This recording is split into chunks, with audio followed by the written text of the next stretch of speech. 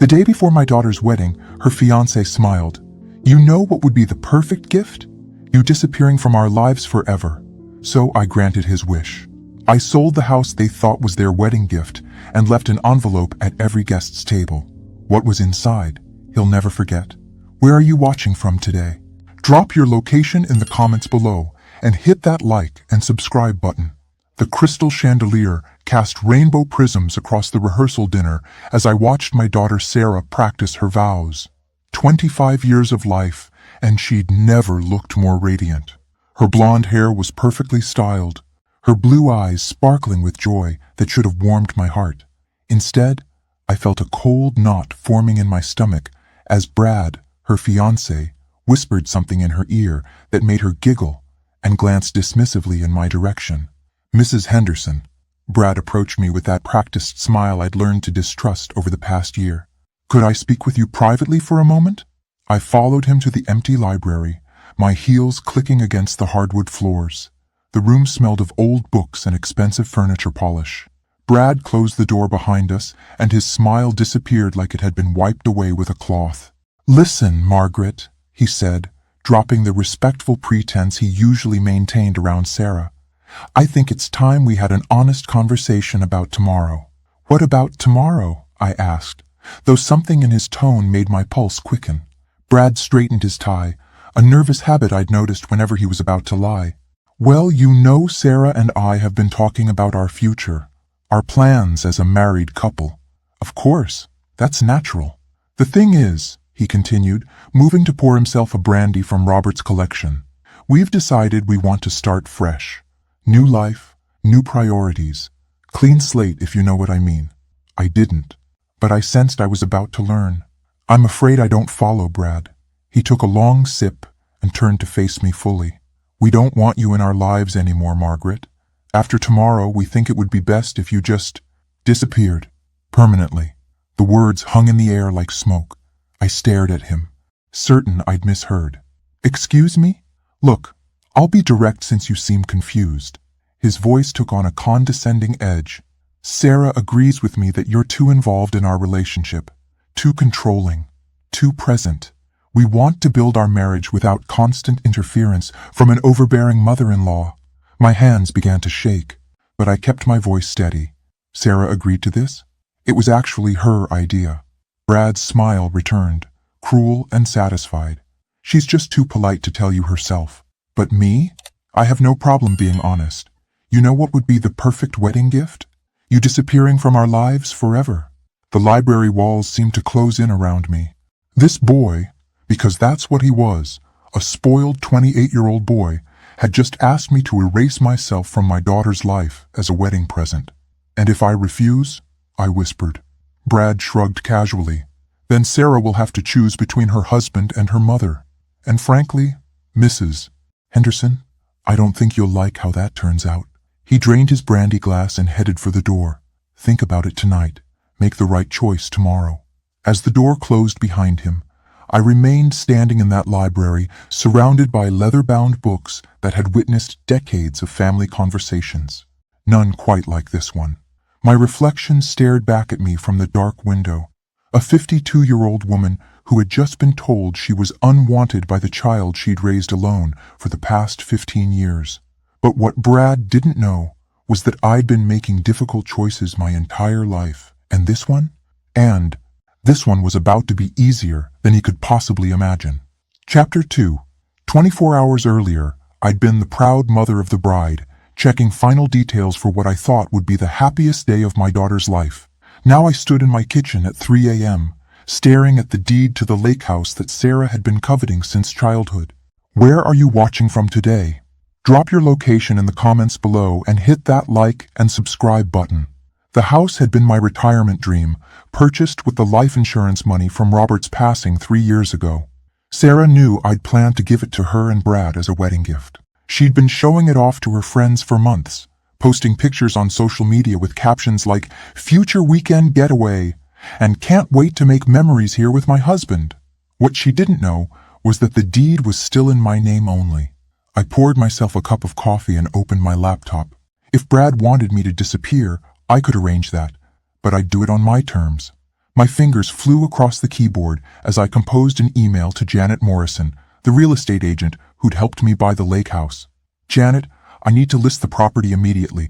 Yes, I know it's unusual timing. Price it to sell fast. I'll explain later. Send. One click, and Brad's perfect wedding gift vanished into cyberspace. Next, I opened my contact list and began making calls. First to the caterer. Helen, it's Margaret Henderson. I need to make a change to tomorrow's reception. I glanced at the clock. I know it's late, but this is important. Helen Barnes had been catering events in our town for 30 years. She'd handled my own wedding reception when I was younger than Sarah was now. Margaret, honey, the wedding is tomorrow. What kind of change could possibly need to be made at this hour? I need you to place a small envelope at each table setting. White envelope, nothing fancy. I'll bring them to you first thing in the morning. Envelopes? What's in them? I smiled for the first time since Brad's little speech. Wedding favors, Helen. Very personal wedding favors. After hanging up with Helen, I made similar calls to the florist, the photographer, and the string quartet. Each conversation was brief, professional, and completely normal. Nobody questioned the mother of the bride making last-minute adjustments. That was expected behavior after all. By 4 a.m., my phone was buzzing with text messages from the real estate agent. Margaret, I've already had 3 inquiries. The lake house market is hot right now. I can have offers by noon if you're serious about this. I was serious about everything now. The envelope I was preparing for Sarah's table would be different from the others. Hers would contain the real estate listing printout, showing the lake house sold to strangers for cash. The others would contain something much more interesting. I'd spent years listening to Brad's stories at family dinners. Stories he thought made him sound charming and successful. Stories about his business ventures that never quite materialized. Stories about the money his trust fund provided monthly. Stories about his father's law firm, where Brad supposedly worked but never seemed to accomplish much. What Brad didn't realize was that his stories contained enough details for someone with time and motivation to verify them. And for the past 6 months, ever since I'd begun sensing something wasn't right about my future son-in-law, I'd been doing exactly that. The trust fund? Suspended 2 years ago for what his father's lawyer diplomatically called irresponsible spending patterns. The job at Daddy's firm? More like an allowance for showing up occasionally and pretending to review cases. The business ventures? Elaborate cons he'd been running on various investors, including Sarah's college friends. Brad Mitchell wasn't just broke. He was a fraud. And tomorrow, every single wedding guest would learn exactly what kind of man Sarah was marrying. I sealed the last envelope and placed it with the others in a neat stack. 67 envelopes for 67 guests, each containing a detailed background report on Bradford James Mitchell III, complete with financial records, police reports, and testimonials from his previous victims. The sun was beginning to rise as I showered and dressed for my daughter's wedding day. In a few hours, Brad would get his wish. I would disappear from their lives forever. But not quietly. Chapter 3. The morning of Sarah's wedding dawned crisp and clear, the kind of October day that makes photographers swoon. I arrived at the venue early, carrying a simple white box containing 67 envelopes that would soon turn this fairy tale wedding into the scandal of the century. Where are you watching from today? Drop your location in the comments below and hit that like and subscribe button. Helen Barnes met me at the service entrance, coffee in hand and curiosity written across her weathered face. Margaret, I've been in this business for 3 decades, and I've never had a mother of the bride bring mysterious envelopes at dawn. You're making me nervous. Trust me, Helen. Today's reception will be memorable. I handed her the box, noting how her eyebrows rose at the weight. 1 envelope per table setting, exactly as I described. And if guests ask me what's inside, they won't ask you. They'll be too busy reading. I pulled out my phone to check for messages from Janet. 3 offers already, all above asking price. The lake house would be gone before the ceremony ended. Helen shook her head but took the box. Your daughter's going to kill me if this ruins her day. My daughter made her choice, I replied. She'll have to live with the consequences.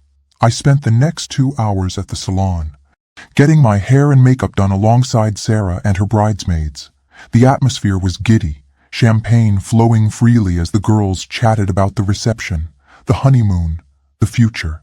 Sarah looked radiant in her white silk robe, diamond earrings catching the morning light.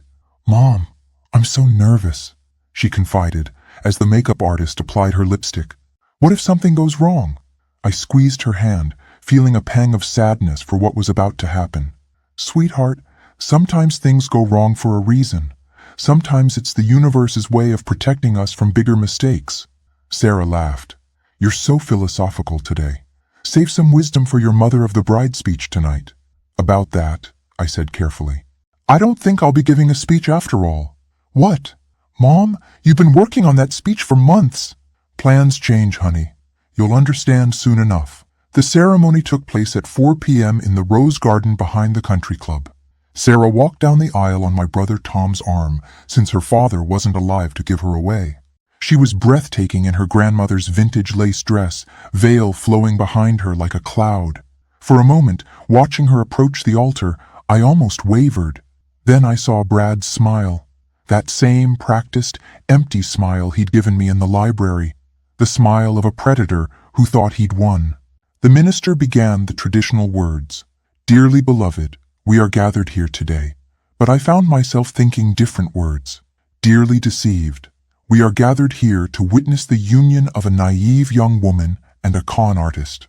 When the minister asked if anyone objected to this union, I remained silent. The truth would speak for itself soon enough. "You may kiss the bride," the minister announced, and Brad swept Sarah into his arms for a passionate kiss that earned applause from the assembled guests.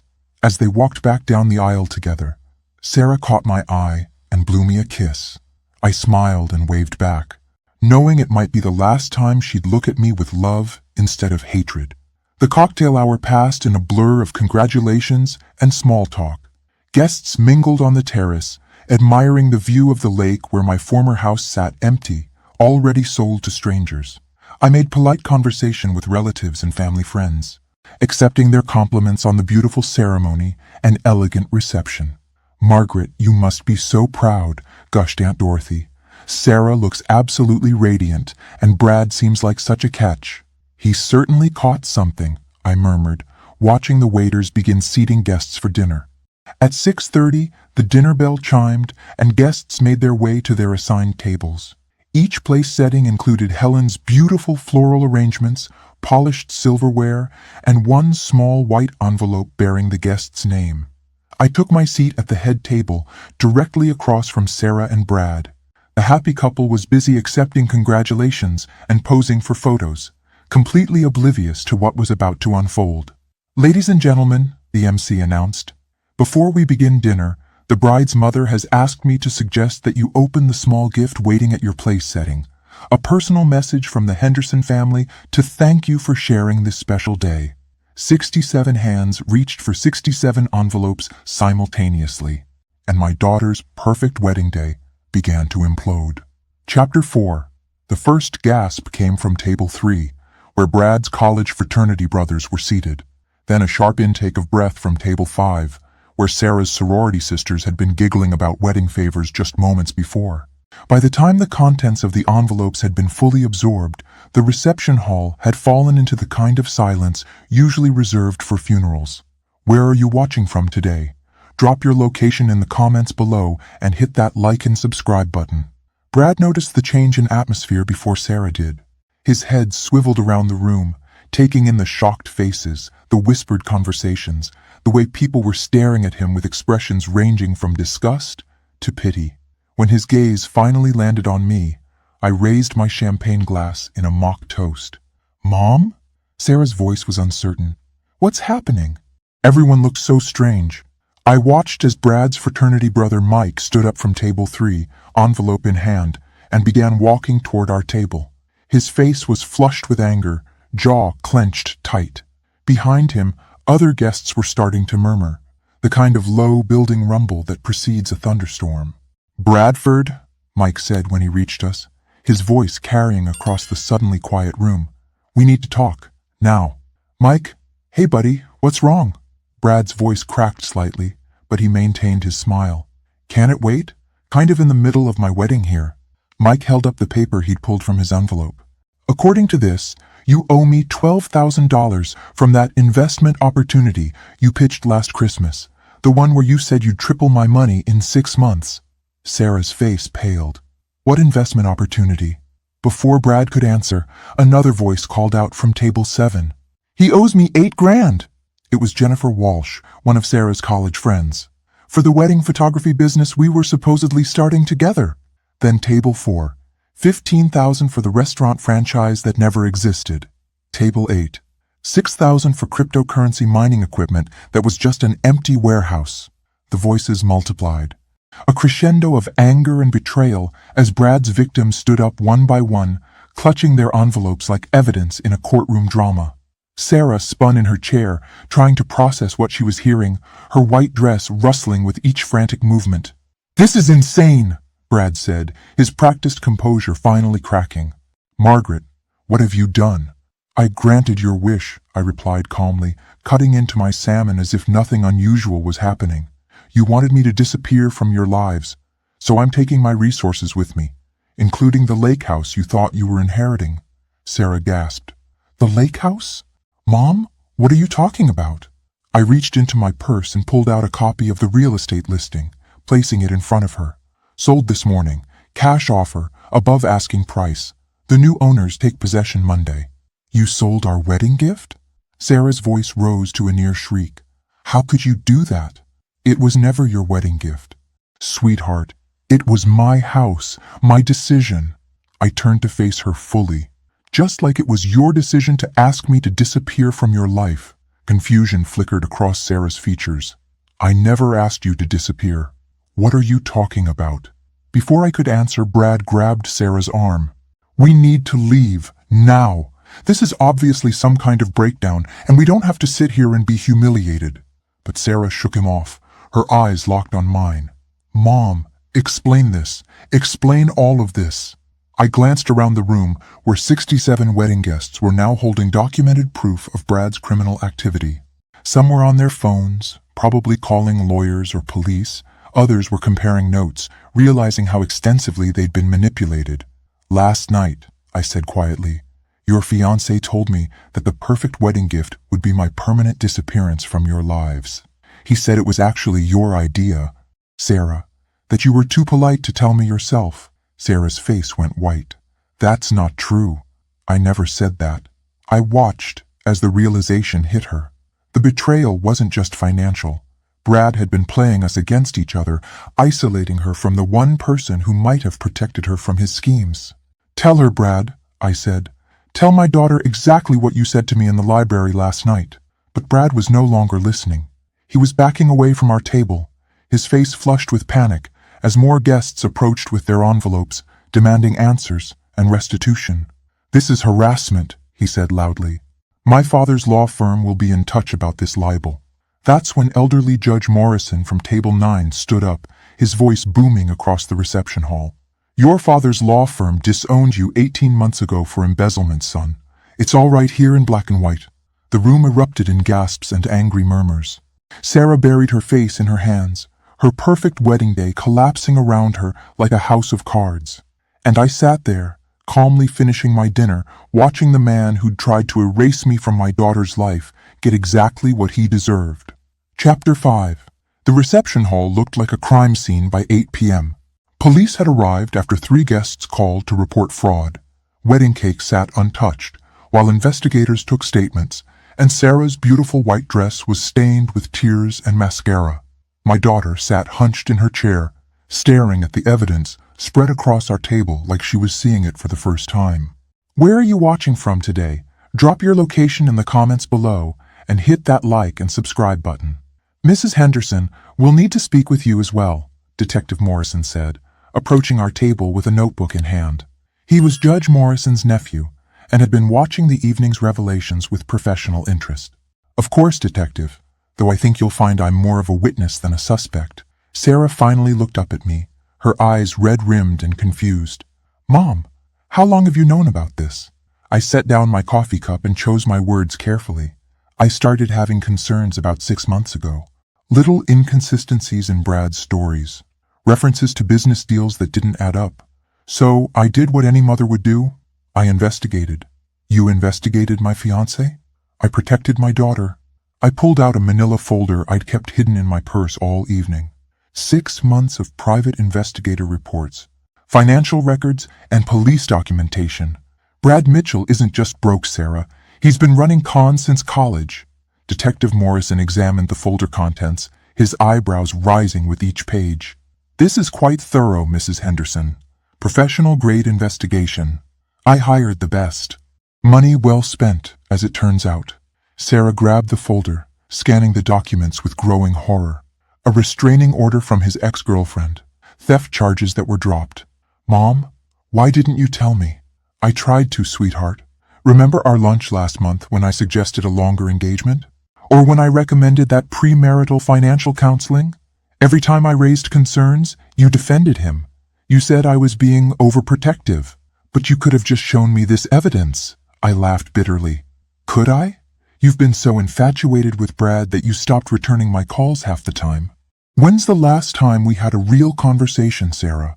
One where you didn't cut me off to take his phone call or rush off to meet him. Sarah opened her mouth to argue, then closed it. We both knew I was right. The night before your wedding, I continued, Brad made his position crystal clear. He wanted me gone. Not just distant, completely erased from your lives. He said it was your idea. It wasn't, Sarah whispered. I swear, Mom, I never said that. I know that now. But last night, I believed him. I believed that my own daughter wanted me to disappear. I felt tears threatening for the first time all day. Do you have any idea what that felt like? Before Sarah could answer, a commotion erupted near the exit. Brad was trying to leave with his groomsmen, but several guests had formed a human barrier. Mike from table 3 was still clutching his envelope, his face red with fury. You're not going anywhere until we figure out how to get our money back, Mike declared. Some of us are talking about a class action lawsuit. This is kidnapping, Brad protested, though his voice lacked its usual confidence. You can't force me to stay here. Actually, Detective Morrison interjected, approaching the group, I can. Bradford Mitchell, you're under arrest for fraud and conspiracy to commit theft. The Miranda rights were read in front of 67 wedding guests, the string quartet, and 3 very confused catering staff. Brad's face went through a rainbow of emotions, shock, anger, fear, and finally a desperate calculation as he searched the room for some escape route. His eyes landed on Sarah, still sitting in her ruined wedding dress, and for a moment his mask slipped completely. Instead of love, or even regret, I saw something cold and predatory. This wasn't the face of a man who'd lost the love of his life. This was the face of a con artist whose mark had finally wised up. Sarah, he called out as the handcuffs clicked into place. This is all a misunderstanding. Your mother is obviously having some kind of breakdown. Don't let her poison you against me. Sarah stood up slowly, her hands shaking as she smoothed her wedding dress. When she spoke, her voice was stronger than I'd heard it in months. Brad, did you tell my mother that I wanted her to disappear from our lives? The question hung in the air like a challenge. Brad's lawyer training kicked in, and he opened his mouth to deflect, to spin, to manipulate the situation one last time. But Sarah held up her hand, stopping him. Don't. For once in our relationship, just tell me the truth. Brad looked around the room, calculating odds and possibilities, then apparently decided the truth was his only remaining play. Yes, I said that. But Sarah, you have to understand. She was interfering with our relationship. We needed space to build our marriage without her constant involvement. Constant involvement like paying for this wedding? Like giving us the lake house? Like the monthly checks you asked me to request from her when your trust fund got cut off? The room went silent again. This was news even to me. Brad's face flushed. That was temporary, just until my legal situation with my father got resolved. What legal situation? Sarah's voice was deadly quiet now. Detective Morrison consulted his notes. Your fiancé is being sued by his father's firm for embezzling client funds. The trust fund was frozen pending criminal investigation.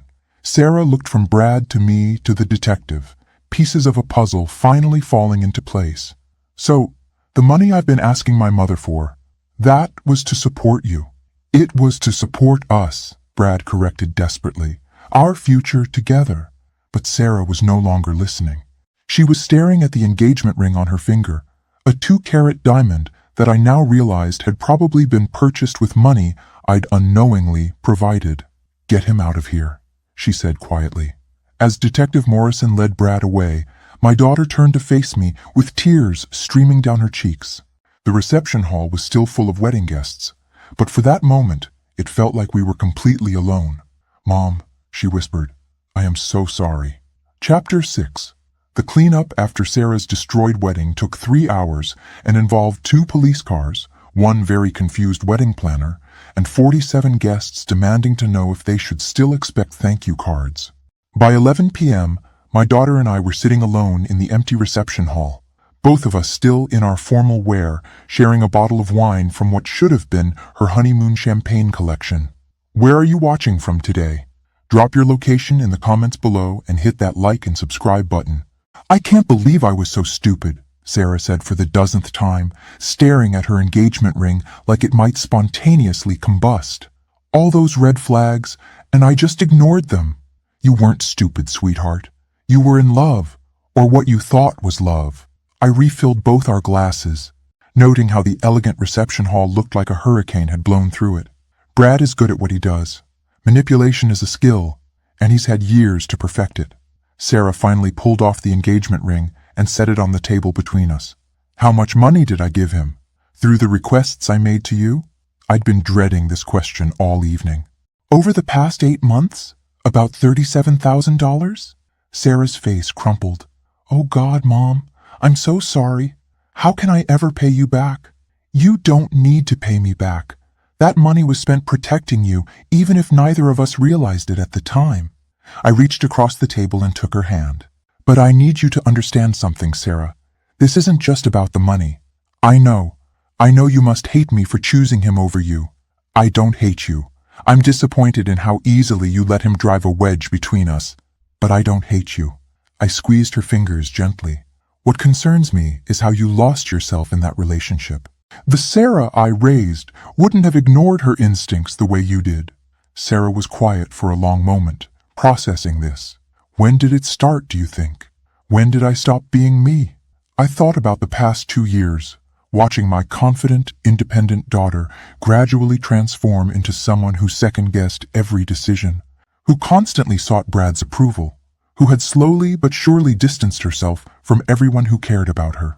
"Remember your promotion at the marketing firm last year, when you got the corner office and the raise?" "Yeah, I was so excited to tell you about it." "And what happened when you told Brad?" Sarah's face darkened as she remembered. "He said I was getting too ambitious, that focusing too much on my career would hurt our relationship. He wanted me to turn down the promotion." "Which you did." "Which I did," she confirmed miserably. "And I told myself it was a compromise. That marriage meant making sacrifices for each other." "But did Brad ever sacrifice anything for you?" Sarah considered this, then shook her head slowly. "No. Every compromise was mine to make. Every adjustment was my responsibility. When I think about it now, God, I don't even recognize the person I became." The janitor appeared to start cleaning up, so we moved our conversation to the parking lot, sitting on the steps outside the country club. The October air was crisp, and Sarah shivered in her sleeveless dress. I draped my shawl around her shoulders, a gesture that reminded me of when she was small and we'd sit outside together looking at stars. "Mom, can I ask you something that might sound strange?" "After today, I don't think anything would sound strange. Are you happy this happened? I mean, I know today was horrible, but are you relieved that Brad is out of our lives?" I considered the question carefully. "I'm relieved that you're safe from him. I'm sorry that you had to be humiliated in front of everyone you care about to discover the truth. But am I glad he's gone?" "Yes, sweetheart, I am." Sarah nodded thoughtfully. "I think I am too." "Is that terrible? Shouldn't I be heartbroken?" "The fact that you're not heartbroken tells you everything you need to know about what kind of relationship you were really in." We sat in comfortable silence for a while, watching the last of the catering trucks drive away. Tomorrow the country club would host another event, and this night would become just another story in their collection of wedding disasters. "What happens now?" Sarah finally asked. "I mean practically. I gave notice on my apartment because we were supposed to move in together. All my stuff is at his place." "I don't even have anywhere to live," You'll come home, of course. Your room is exactly as you left it. Are you sure? After everything I put you through, after choosing him over you so many times? I turned to look at my daughter fully. Even with smudged makeup and a wrinkled wedding dress, she was beautiful. But more importantly, for the first time in months, she looked like herself again. The uncertainty was gone, replaced by something I hadn't seen in her eyes since Brad entered our lives. Clarity. Sarah, you're my daughter. There is nothing you could do that would make me stop loving you. Nothing you could say that would make me turn my back on you. That's what real love looks like. It doesn't come with conditions or ultimatums. Sarah started crying again, but these tears were different. Not the desperate, panicked tears from earlier, but something softer. Relief, maybe, or recognition. I love you too, Mom, and I promise I will never let anyone come between us again. As I drove us home through the quiet streets of our small town, I found myself thinking about the private investigator I'd hired 6 months ago. His name was David Chen, and he'd done thorough professional work documenting Brad's criminal activities. But there was something else he'd discovered, something I hadn't included in tonight's envelopes because it was still speculation rather than fact. Brad Mitchell wasn't working alone. He had a partner, someone helping him identify and target vulnerable young women from wealthy families. Someone who knew enough about his victims' backgrounds to help him craft the perfect persona for each new conquest. And according to David's preliminary investigation, Brad's next target had already been selected. Tomorrow, I'd be making some phone calls to warn another mother about the charming young man her daughter had recently started dating. Tonight, though, I was just grateful to have my own daughter back. Chapter 7. Sunday morning brought coffee, aspirin, and the surreal experience of explaining to my extended family why their gift checks should be canceled before Brad could cash them. Sarah sat at the kitchen table in my old bathrobe, fielding calls from friends who'd heard about the wedding disaster through social media and wanted to make sure she was okay. Where are you watching from today? Drop your location in the comments below and hit that like and subscribe button. Cousin Beth wants to know if the China pattern is still available for purchase, Sarah said, after hanging up from her latest call. Apparently, the humiliation of public fraud doesn't affect her gift-giving timeline. I laughed despite everything. Your father's side of the family always did have interesting priorities. We were interrupted by a knock at the door. Through the window, I could see David Chen, the private investigator I'd hired, holding a manila folder and looking unusually grim. Mrs. Henderson? I have some additional information about Brad Mitchell that I think you and your daughter should see. I invited him in, pouring coffee, while Sarah clutched her robe tighter around herself. David had been invaluable over the past 6 months, methodically documenting Brad's financial crimes and romantic deceptions. He was a former police detective who'd gone private after 30 years on the force, specializing in cases involving financial fraud and elder abuse. First, congratulations on last night, David said, accepting the coffee gratefully. I heard through my contacts that Mitchell was arrested and charged. Your envelope strategy was brilliant. It felt necessary, I replied. But you said you had additional information? David opened his folder and spread several photographs across the kitchen table. These were taken yesterday before the wedding. I've been maintaining surveillance on Mitchell's activities, and I discovered something troubling. The photos showed Brad in what appeared to be a hotel room, talking animatedly with an older woman I didn't recognize. She was well-dressed, professional-looking, with silver hair and an expensive handbag. Who is that?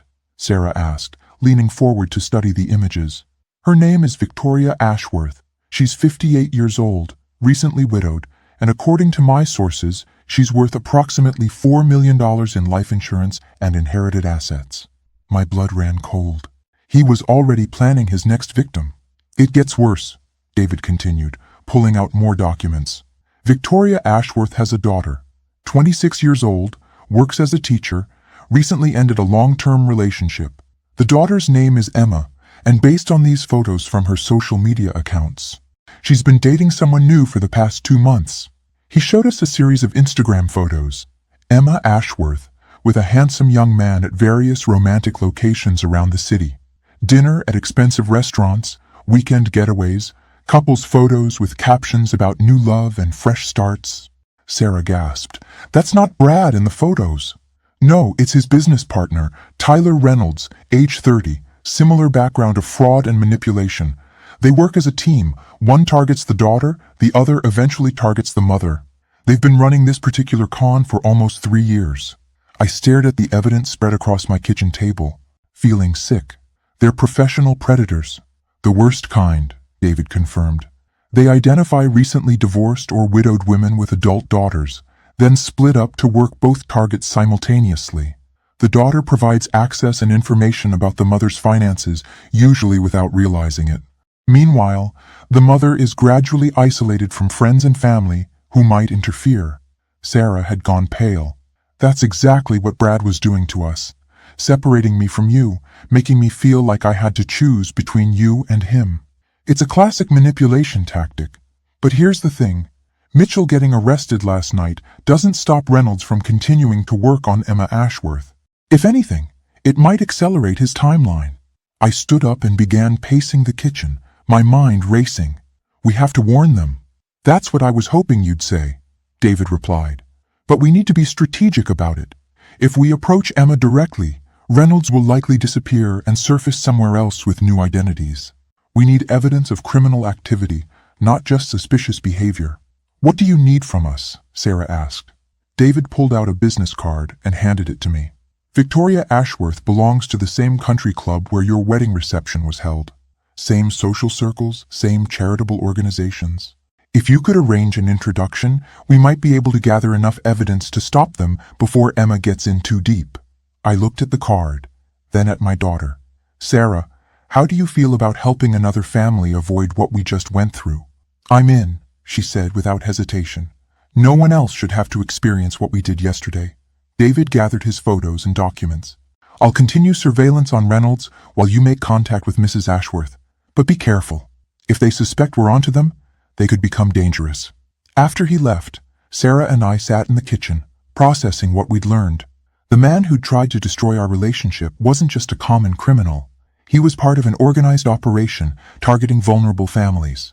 Mom, Sarah said quietly, I keep thinking about something Brad said yesterday when he was being arrested. He looked around the room like he was calculating something, like he was already planning his next move. What do you mean? I think he was memorizing faces, guest list, addresses, contact information. Everyone at that wedding is now a potential target for whatever comes next. The realization hit me like ice water. The envelopes I'd used to expose Brad's crimes had also provided him with a detailed map of our family's social network. Every person at that wedding reception was now vulnerable to retaliation or recruitment. I reached for my phone. We need to call Detective Morrison. And then we need to start making some very important phone calls to warn people. As I dialed the detective's number, I found myself thinking about the irony of the situation. 24 hours ago, I'd been a mother trying to protect her daughter from a dangerous man. Now, I was apparently leading a campaign to protect an entire community from a criminal network. But if that's what it took to keep other families safe, then that's exactly what I was going to do. Chapter 8. Monday morning found me in the most unlikely place imaginable, the visitor's room at the county jail, sitting across from Brad Mitchell and trying not to let my disgust show on my face. Detective Morrison had arranged the meeting after I'd explained David Chen's discoveries about the criminal partnership with Tyler Reynolds. Where are you watching from today? Drop your location in the comments below and hit that like and subscribe button. Margaret, Brad said, offering that familiar smile as he settled into the plastic chair. He was wearing an orange jumpsuit instead of his expensive suits, but his confidence remained intact. I have to say, I'm surprised you wanted to see me. I'm full of surprises, I replied, studying his face for any crack in the facade. How are you adjusting to jail food? It's temporary. My lawyer says the charges won't stick. Too much circumstantial evidence, not enough direct proof. Brad leaned forward conspiratorially. Besides, most of those people at your little wedding disaster got their money back. Insurance fraud, you know. They're probably thanking me by now. I kept my expression neutral, though internally I was taking notes. Brad clearly didn't know that David Chen had spent months documenting his crimes with bank records and recorded conversations. The evidence wasn't circumstantial at all. That's interesting, I said. What about Tyler Reynolds? Is he helping with your legal defense? For just a moment, Brad's smile faltered. It was subtle, a slight tightening around his eyes, but it confirmed what I'd suspected. He hadn't expected me to know about his partner. "I'm not sure who you mean," he said carefully. "Of course you do, Brad. Tall, dark hair, works the daughter while you work the mother? Currently dating Emma Ashworth while you were supposed to be targeting her mother, Victoria?" Brad's mask slipped completely. The charming facade disappeared, replaced by something cold and calculating. "You've been busy, Margaret, but you're playing a dangerous game." "Am I? Because from where I sit, you're the one in the orange jumpsuit." "This is temporary," he repeated, but his voice carried an edge now. "And when I get out, I'll remember who tried to interfere with my business." I leaned back in my chair, genuinely amused. "Are you threatening me, Brad? Because that seems unwise, considering I'm wearing a wire and this conversation is being recorded."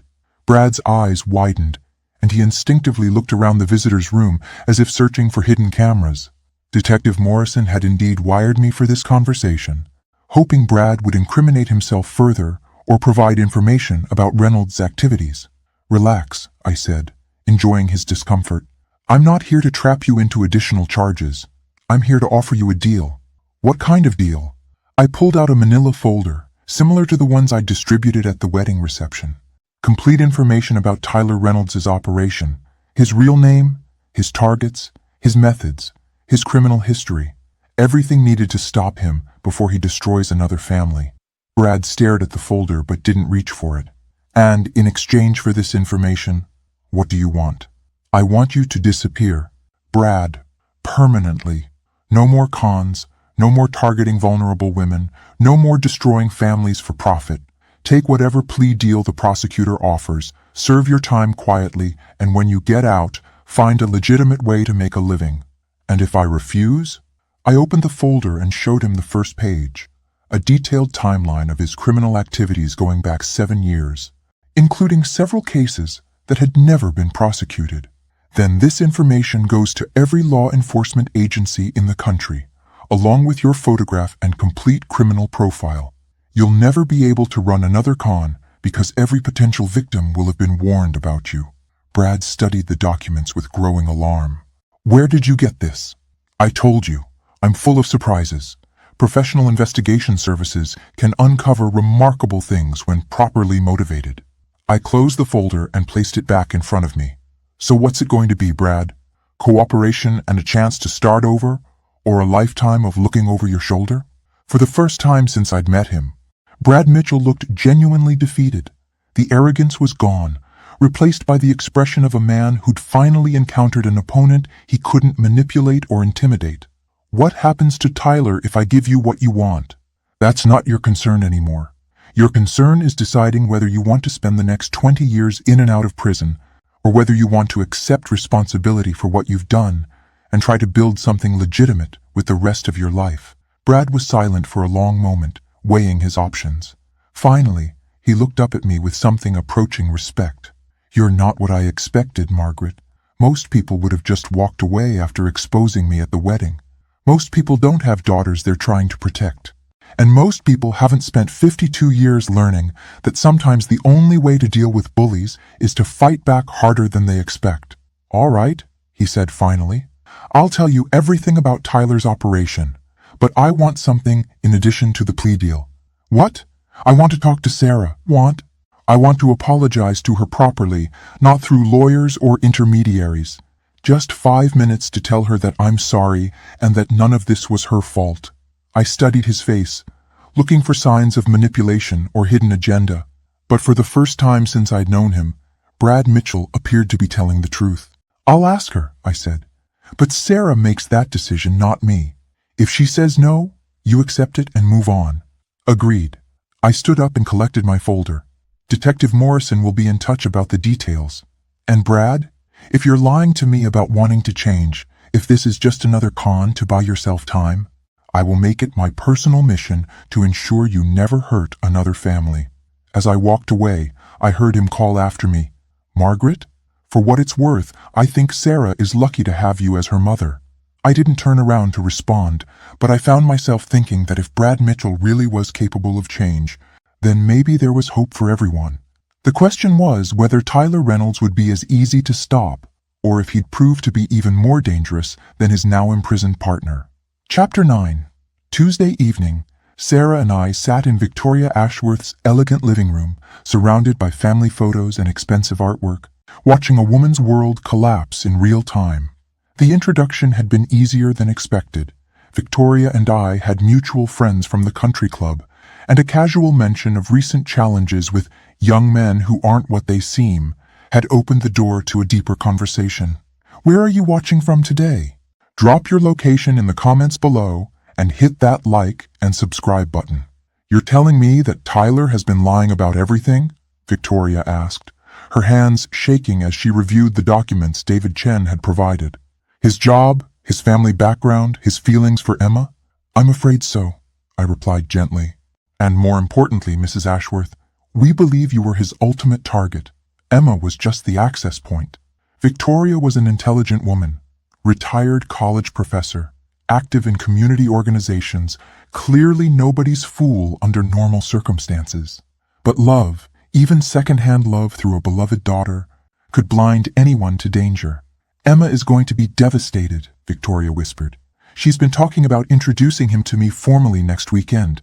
She thinks he might propose soon. Sarah leaned forward from her place on the sofa. Mrs. Ashworth, I know exactly how she feels. 3 days ago, I was convinced I was marrying the love of my life. The humiliation is temporary, but the relief of discovering the truth before making a permanent mistake, that lasts forever. But how do we tell her? How do I explain that I allowed a stranger to investigate her boyfriend without her knowledge? That was the delicate part. Emma Ashworth was currently at work, unaware that her mother was learning about Tyler Reynolds' criminal history. According to David's surveillance, Tyler was planning to escalate their relationship this week, possibly proposing marriage as a way to accelerate access to Victoria's finances. We have a plan, I said carefully, but it requires your cooperation and Emma's presence here tomorrow night. I explained the strategy David Chen had developed. Rather than confronting Emma directly with evidence of Tyler's deception, we would arrange for her to discover the truth herself. Tyler would be invited to dinner at Victoria's house, where hidden cameras would record his responses to carefully crafted questions about his background. When his lies became obvious, Emma would see for herself what kind of man she'd been dating. It feels manipulative, Victoria said. It is manipulative, I agreed. But Tyler Reynolds has been manipulating your daughter for months. Sometimes the only way to expose a manipulator is to use their own tactics against them. Victoria studied the photographs of her daughter with Tyler, their faces bright with apparent happiness. What if Emma chooses to believe him over the evidence? What if she's too attached to let go? Sarah and I exchanged glances. Then you support her while protecting yourself, Sarah said. You can't force someone to see the truth if they're not ready, but you can make sure they can't use you to fund their delusions. We spent the next 2 hours planning the confrontation, going over questions and scenarios, preparing for various ways Tyler might respond when cornered. Victoria proved to be an excellent strategist, suggesting subtle traps that would expose his lies without seeming hostile or suspicious. He told Emma he graduated from Stanford with a business degree, Victoria said, making notes. But he's also claimed to have grown up in Boston. Stanford graduates usually mention their geographic displacement during college. I'll ask him about adjusting to California weather during his school years. Perfect, I said. David will have the recording equipment set up by tomorrow afternoon. Remember, the goal isn't to humiliate Tyler in front of Emma. It's to let her see who he really is. As we prepared to leave, Victoria caught my arm. Margaret, why are you doing this? You don't know us. Your daughter is safe now. Why risk getting involved in our situation? I thought about Brad's final words to me at the jail, about Sarah being lucky to have me as her mother. Because 3 days ago, I was a woman whose daughter had been manipulated into rejecting her family. Today, I'm a mother whose child came home safely. The difference was information, Mrs. Ashworth. The right information at the right time. And you think information will save Emma? I think information gives people choices. What Emma does with those choices is up to her. On the drive home, Sarah was unusually quiet. Finally, she spoke up. Mom, are you sure we're doing the right thing? This feels like we're playing God with people's lives. We're giving Emma the same gift someone gave us, I replied. The truth. What would you want someone to do if they knew your boyfriend was a criminal and you didn't? Sarah considered this. I'd want them to tell me, even if it hurt. Exactly. And after tomorrow night, if Emma chooses to stay with Tyler despite knowing what he is, that's her decision to make. But at least it will be an informed decision. As we pulled into our driveway, my phone buzzed with a text from David Chen. Reynolds just booked flights to Miami for this weekend. 2 tickets. He's planning to run. I showed the message to Sarah, who went pale. He knows something. Someone must have warned him. I thought about Brad sitting in his jail cell, potentially making phone calls to unknown associates. Or someone's getting nervous about their partner's arrest and deciding to cut their losses. Either way, tomorrow's dinner at Victoria Ashworth's house had suddenly become much more urgent. If Tyler Reynolds disappeared with Emma, it could be months before anyone tracked them down. By then, Victoria's fortune could be gone, and Emma could be trapped in an abusive relationship hundreds of miles from home. Change of plans, I said, reaching for my phone to call Victoria. We're moving the dinner to tomorrow night, and we're going to make sure Tyler Reynolds doesn't make it to that airport.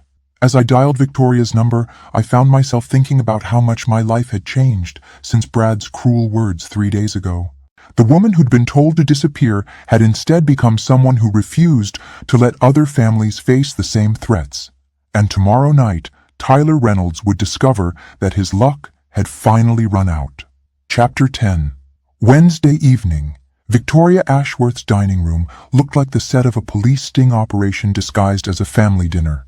Hidden cameras recorded from 3 angles while Detective Morrison monitored from the kitchen, and David Chen watched from his car parked strategically across the street. Emma had arrived 30 minutes early, nervous about introducing Tyler to her mother, but excited about their future together. Where are you watching from today? Drop your location in the comments below and hit that like and subscribe button. Tyler Reynolds was everything Brad had described. Tall, handsome, charming, with the same practiced smile and confident demeanor that had fooled my daughter for so many months. He brought flowers for Victoria and had clearly researched her interests, making knowledgeable comments about the art collection and asking intelligent questions about her late husband's work. So Tyler, Victoria said as we moved through the appetizer course, Emma tells me you're from Boston originally. That must have been quite an adjustment, moving to California for Stanford. Tyler didn't miss a beat. Actually, the weather was the easy part.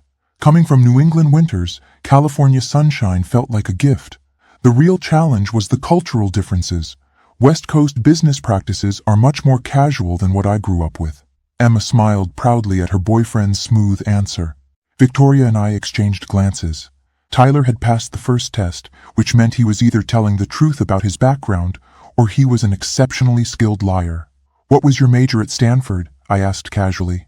My late husband always said their business program was top-notch. Finance with a concentration in international markets. I wrote my senior thesis on emerging economies in Southeast Asia. Tyler reached for his wine glass, completely comfortable with the line of questioning. Strike 2. According to David's research, the real Tyler Reynolds had never attended Stanford University. He was maintaining his lies effortlessly, even when given multiple opportunities to come clean.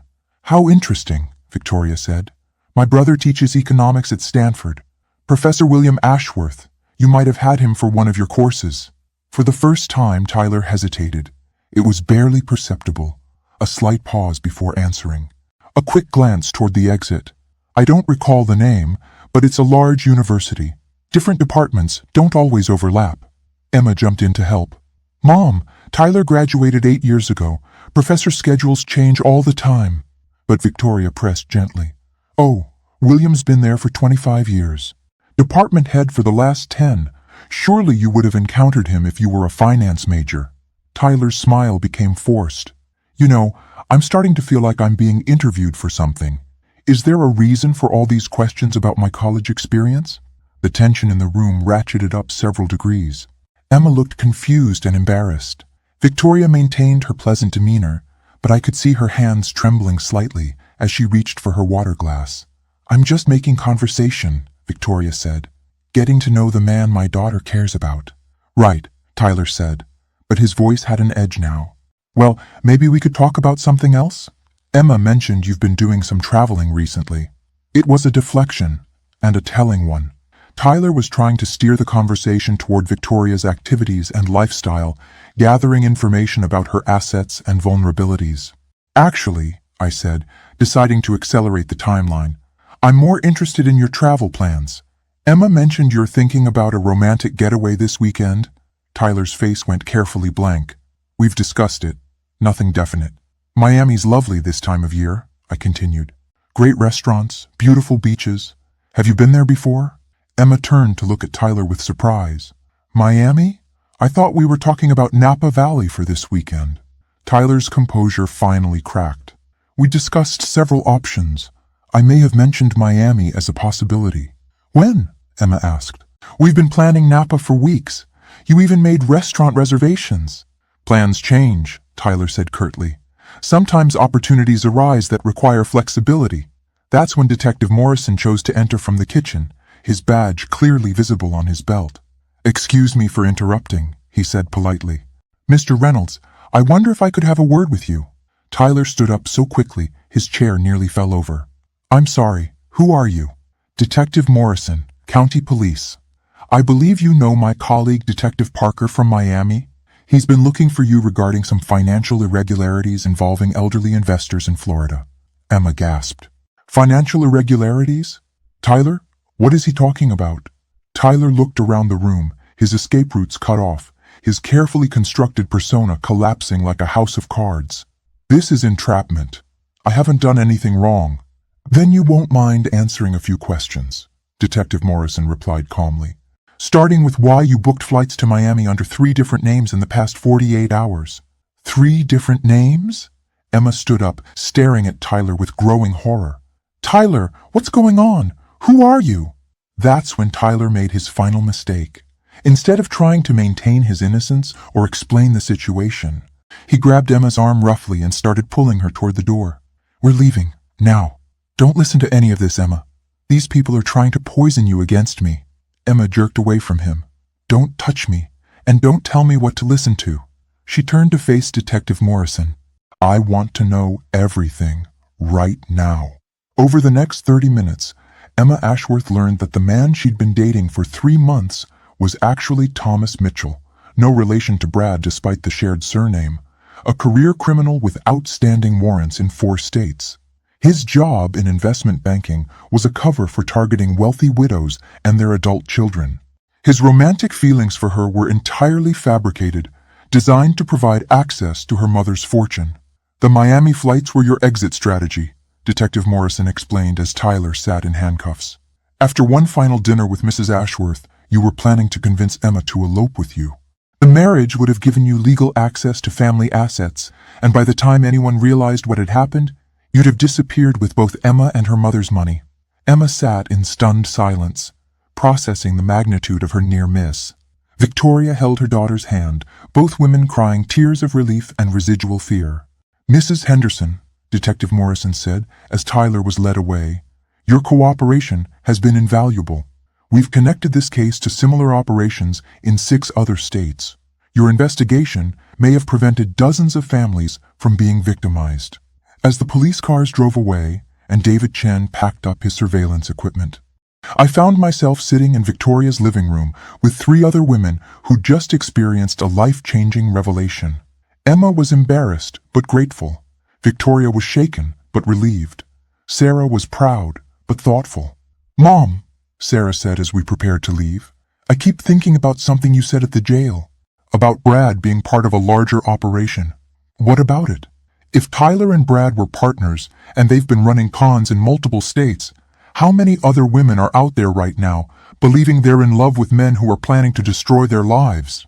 I looked at Victoria, who was comforting Emma, and thought about all the families who hadn't been lucky enough to have someone investigate their romantic predators. Probably more than we want to imagine. So what do we do about it? That question had been forming in my mind since the moment Brad was arrested. What did we do with the knowledge we'd gained? The network we'd built? The expertise we'd developed? We start a foundation, I said finally. A resource for people who suspect their loved ones might be involved with romantic fraudsters.